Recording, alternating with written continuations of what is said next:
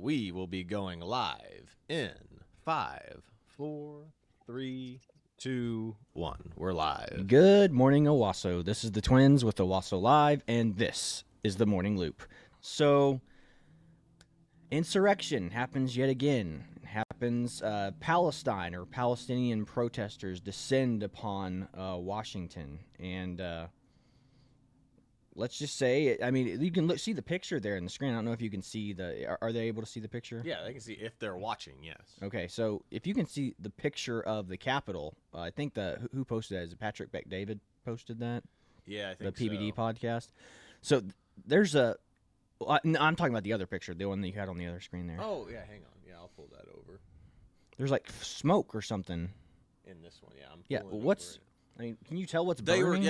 They had smoke bombs. Yeah, if you look at the pictures, they literally had smoke bombs that they were setting off there. So yeah, I don't know if you guys know this, but the vast majority of people that die in fires don't die because they were caught on fire. They die of smoke inhalation. So, and even in military training, like, I did not enjoy standing inside smoke grenades. It's not fun. It's terrible stuff to breathe in. So, I'll tell you that right now. I mean, it's not safe to be shooting that kind of stuff off, or lobbing them into crowds of people. So, yeah, it's not good. Is that a video or it's just a picture? This is just a picture. I think there is a video with it though. There's okay. The video. Yeah. You want the sound with it? Yeah, look at this. I mean, does that look peaceful to you? And again, this is why America really shouldn't have a big part in this whole Palestine-Israel conflict, because then whenever people do protests like this, like, we can just shrug it off. Like, this is not a big deal. Like, we're not involved, so this isn't our problem, so stop protesting about it.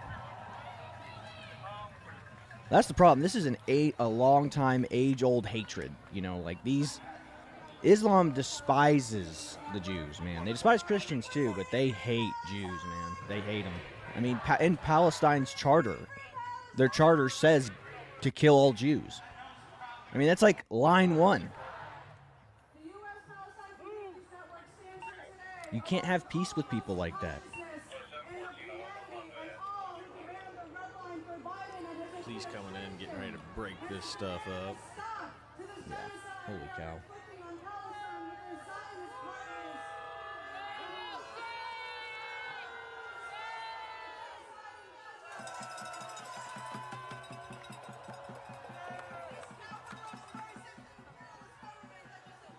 Yeah, these people are fanaticals, they're radicals, and they just have no clue. They're just like, these are the people that would have us practicing Sharia law. Which, if you are a person who is more on the secular side, you don't believe in religion, like, Sharia law is the religious law of Islam.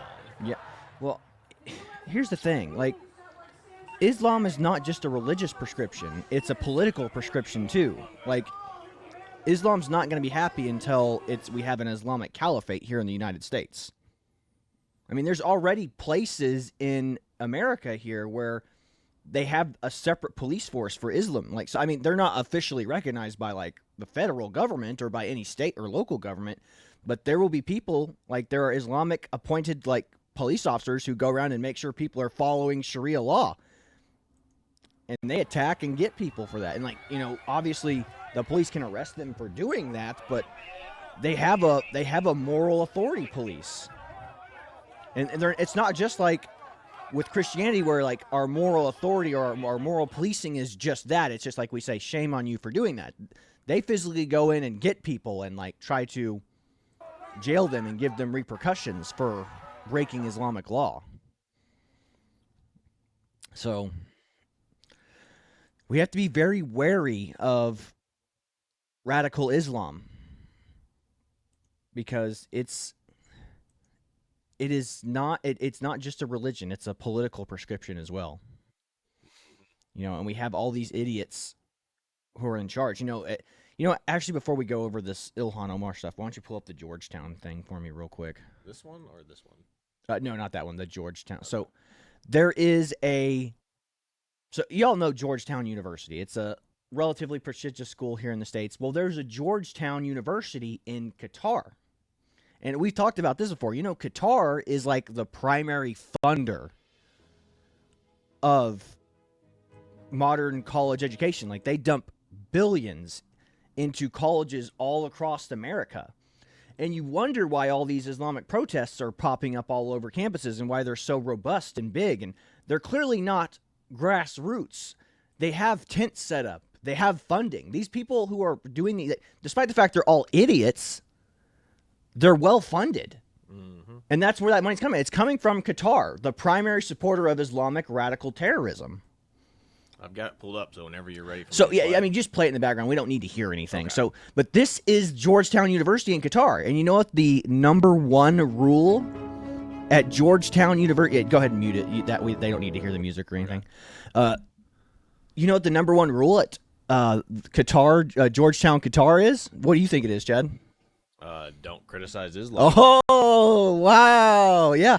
It goes it's antithetical to the college experience. Like, I mean, when you go to college, you go and you question. Like, I remember taking science and religion courses to kind of bolster to me, it was like, this is going to be the class that either makes or breaks whether or not, I'm going to believe in Christianity or not for the rest of my life. And there was nothing profound that the professor said that made me shake or lose my faith.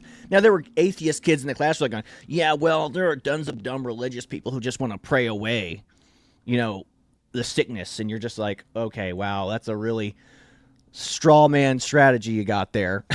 Straw man position you're taking there. But, it's interesting that, that colleges are set up for debate, for critical thought. And they go, you can have critical thoughts about whatever you want in Georgetown, Qatar, except you can't criticize Islam.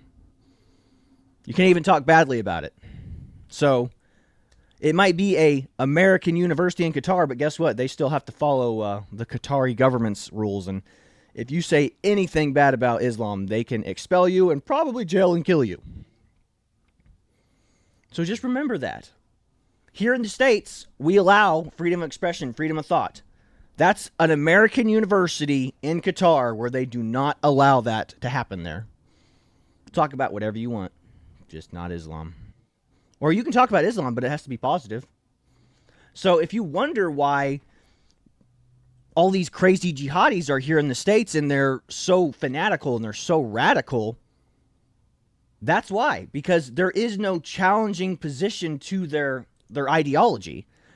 It's like, I'm a big fan of watching Saving Souls for Christ on Instagram, and these guys, public preachers that go out in London in the UK, and they slap down these Islamic jihadi preachers left and right. They call out like, well, Muhammad did not live a perfect life. They're like, oh, well, you can't judge, Muhammad by modern standards. And goes, well, I'm pretty sure we can because Christ lived a perfect life. It's like, we can model our lives after Christ. If we model our lives after Muhammad, well, then we can take 9 wives. We can kill and slay whoever we want. Mm-hmm. Whenever they oppose us. We can be nice when we're in power, and we can be not nice when we're not in power. Yeah. And the only other thing that I was going to say is I was actually reading something about that the other day about how, the only thing that they really have at Christianity is that Christianity says, slaves must, obey their masters. Mm-hmm. But I was looking that up, and slavery back in the Christian ages like that. Yeah. Was literally, it was a debt. So it was like a contractual obligation. It was a contractual debt. And it could be ended, yeah. Yeah, somebody would pay for your debt, and then you were contractually obligated to work with them until your debt was paid off. And then once your debt was paid off, you're good to go. You could leave. Yeah. There is a lot of misconceptions about slavery in the Bible. It's not like the modern slavery, where you get kidnapped from home and then you're never allowed You're never to leave. freed, yes. Yeah. That you were allowed to go home and stuff at the end of the day. And a lot of that came from Jewish law. Like, that's the kind of stuff that Christ came back through and kind of was like, hey, yeah, this stuff, not so much anymore. We forgive that kind of stuff. But you have to pay the debts, though. That's the truth. Debts must be paid. So that's why one of the Lord's Prayer is one of the versions is forgive your debtors as we forgive those who have debted against us. Yeah. So that's why. But again, you have Qatar. You're not allowed to criticize that religion. Again, if you're never allowed to challenge or criticize the religion, you wonder why all these people are so fanatical. So, and that's just the God's honest truth. You know what? We'll go ahead and do that, George. Do the guy doing the interviews, because this is great. So, speaking of protests and these people who go, all these Islamic protesters and people who are there, the primary people that are there, it's not majority Muslim people that are there. It's just useful idiots. It's left-wing liberals who are like, we just don't want war anymore, man. And like, we're, Israel, they're the colonizers and the oppressors because we Americans are funding them. It's like, okay, well, what are you here for? And you know what the things you're chanting for mean, and that's what this guy does. Just check out this video. It's awesome. Let's see how much students actually know what they stand for. If you get them right, you win $100. First question, have you guys chanted from the river to the sea? Yes. Okay, which river, which sea? The Sea of... So you don't know the answer? No. And the answer was the Mediterranean and the Jordan. What does Hamas say their number 1 goal is according to their charter? They just want to free Palestine. To murder all Jews around the world. How many years did Israel occupy Gaza? Late 1800s, the entire time. Since 48. It was actually under Egyptian control for the first 20 or so years, and then Israel actually left Gaza in 2006. I'm shocked. Wait, they left? What is the definition of Zionism? I mean, you hate Palestinians, right? Jewish people who think that Judaism is the highest race. Zionism actually just means that you think Jews are entitled to having their own homeland to protect themselves from another Holocaust. You don't even have to be Jewish. That makes you a Zionist. Okay. What does Intifada revolution mean? I don't know what that means. But you've chanted it? Yeah. It's like a global call to murder Jews. Wow. Wow. Did you know you said that? No. Would you say it again? Probably not. How much have our foreign adversaries donated to American universities in the last decade? No idea. I couldn't give you a number on that. The answer was over $6 billion. How many Gazan refugees have the Arab neighboring countries let in the last few months? 35,000. The answer was 0. Look, you asked an education major about. Students don't seem to know what they stand for. So wouldn't it be great if these expensive colleges actually taught them something? Welcome to Gaza. Yeah. Like, I crushed it. That is one of the best videos about exposing the actual ignorance. And again, he also touted the number, the 160 billion that's being funded. Now, it's not just Qatar. Qatar is just the primary donor of their money into education. But that's a lot of money coming in from the Middle East. A lot of money coming in from radical countries that despise our country, and they're using that to indoctrinate the next generation. You have all these kids there who have no clue. They don't know what the Mediterranean Sea is. They don't even know where it is. They couldn't point out Israel or Gaza on a map. Yeah. And a lot of this comes from society. I'd say the United States becoming more secular, because a lot of this stuff you can learn the history of a lot of these locations in the Bible. Yeah. And it goes to show you, like, those areas, all the areas in the Middle East that you know today that are highly contested were all originally Jewish or Christian at one point. Yeah, and that's the thing. That's the beauty of it. Let's say you don't like religion. You don't like Christianity. Well, guess what? Then you can just use the Bible as a history book. Because that's what it is. The Bible is just a catalog of events that occurred. So the Old Testament is what happened to the chosen people, the Jewish people, and then the New Testament is Christ's story, and then the creation of Christianity and the new chosen people. And then how we're all chosen. All you have to do is accept Christ. Exactly. So that's what's so amazing. It's just, you can just use it as a history book. Okay, well, because that's the thing. Everyone's like, Jesus isn't real. It's like, even if you don't believe Jesus was divine and you don't believe Jesus was the Son of God,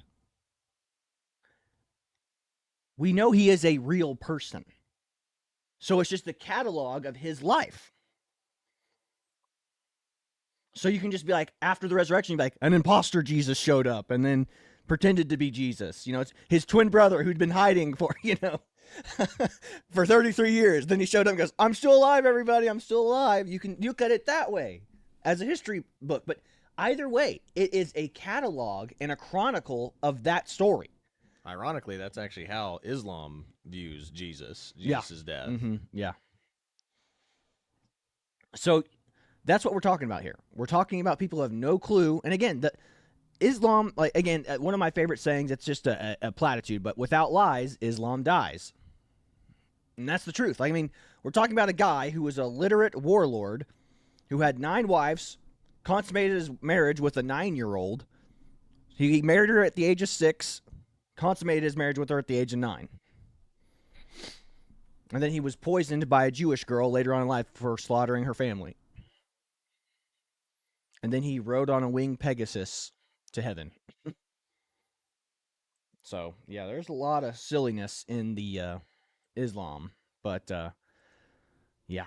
But we'll push on from that little talk point. Why don't you pull up the Babylon Bee references? You got it. Which one do you want first? That Ilhan Mar one's fine. So again, you guys know I'm a huge fan of the Babylon Bee. I think that their political satire is on point. If you're a conservative anyway, you'll love it. If you're on the other side, you just be like, this is dumb. But yeah, go ahead and read that for us, Chad. You got it. Ilhan Omar calls for day of mourning over hostages being rescued. So what's awesome is Israel went in and saved a bunch of those hostages. Amazing. It's cool that those people, they've been imprisoned since October 7th, right? Mm-hmm. So, right. 6 months later, they're free now. Yep. It's ridiculous. Ridiculous that it took that Being long. used as political pawns. Yeah. I'm wondering if the American hostages are still there, if they've been able to free any of them. So, yeah. Crazy, crazy. Now, pull up the other one, too. We have another one. There's another Babylon Bee article. There you go. Yeah, read it for me. You got it. Says, Gaza's health ministry confirms 8 billion dead in Israel. Hostages rescued. Gaza Ministry of Health confirms 8 billion dead in Israel's hostage rescue. That's awesome. Mm-hmm. Because, again, the numbers that we get from the people that are dead come from Gaza. Gaza is run by Hamas. Hamas is a terrorist organization. They have a vested interest in maximizing civilian casualties. They tell people, like, remember, Israel will leaflet areas that they're getting ready to bomb. They'll say, leave this area, and we're getting ready to bomb this area. If you want to survive, leave. Which is terrible from a military tactical strategy, because you don't want to warn the terrorists that you're coming, but they're trying to save the civilians. So what they'll do is the Hamas will go and gather as many civilians as possible, go to this area and stay there, because we want to maximize casualties. You're like, you'll be a martyr for Muhammad. So they want to maximize civilian casualties. So, with that being said, you cannot trust the numbers that come out there. It's a wag the dog scenario. There's a lot of, if you remember that, what was that? That blue hats, White helmets. White helmets. A lot of that documentary was fake.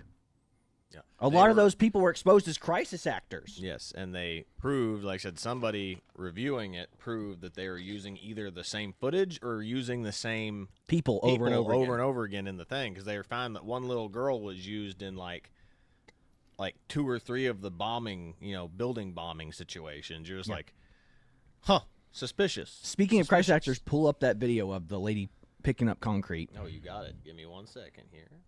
Now, I think this is from Ukraine, right? This is like a alleged, but the principle still applies. The same principle applies. It's a wag the dog scenario. If you guys don't know what Wag the Dog is, it's a movie with Dustin Hoffman and Robert De Niro where the president has an affair, and to cover up the affair, they manufacture a fake war. Now, I'm not saying the war in Ukraine is fake, but I'm saying that the stuff that they're showing us on TV is. You ready? Yeah, play it. I keep telling you about this fake news, right? Odessa overnight, and he's vowed that they will defeat the Russian evil. Let's have a look at this. Look at the size. She's carrying those buckets of concrete with one hand. Who's she? Fucking She-Hulk. Yeah, go ahead and describe what you saw. I'm a little far away from it, and the sun's glaring. If you didn't see it if you're not watching, it's repeating right now on the screen, but you see these two ladies wearing masks holding up huge chunks of concrete off the ground, and they're one hand in it. And as somebody who has worked, with concrete before, I can tell you that it's hard to one hand concrete, and these ladies are tiny little things. So it's clearly what do you call it? Polyester, or what's it's like styrofoam. It's painted styrofoam more than likely, making it look way worse than it really is. It's literally looks like it's like a movie set. Like they're making a movie set over here. The lighting's really well done. Like it is something out of a movie. And go ahead and play that Wag the Dog trailer, just so for those of you who have not ever seen Wag the Dog, you can put it on 5 times, or 1.5 speed too. You got it. I'll do this on the big screen, multi-screen. But yeah, Wag the Dog is kind of what I think modern media is. It's like they'll say, well, we'll take a picture from maybe the actual war environment, but then we'll Hollywood it up and make it look even sexier or, more desolate is how you describe it. But yeah, that's what they do. They're trying to sell you on this. Whenever you're ready. Ready? Go ahead and do it. Play it. All right. Transitioning and play. There's a crisis in the White House. What's the crisis? And the president's top advisors have been called together. Oh, jeez. The sexual misconduct occurred inside the Oval Office. With the election only days away, how much will the scandal affect the outcome? The president spent the weekend pressing the flash. He wasn't campaigning, he was dating, actually. Now, Washington's top spin doctor. We can distract the press for 11 days till the election. I think we got a chance. Has an idea. We can't afford war. We're going to have the appearance of a war. But he can't pull it off without Hollywood's top producer. Do I know you? We have some mutual friends in Washington. Why come to me? We want you to produce. You want me to produce your war? Not a war. It's a pageant.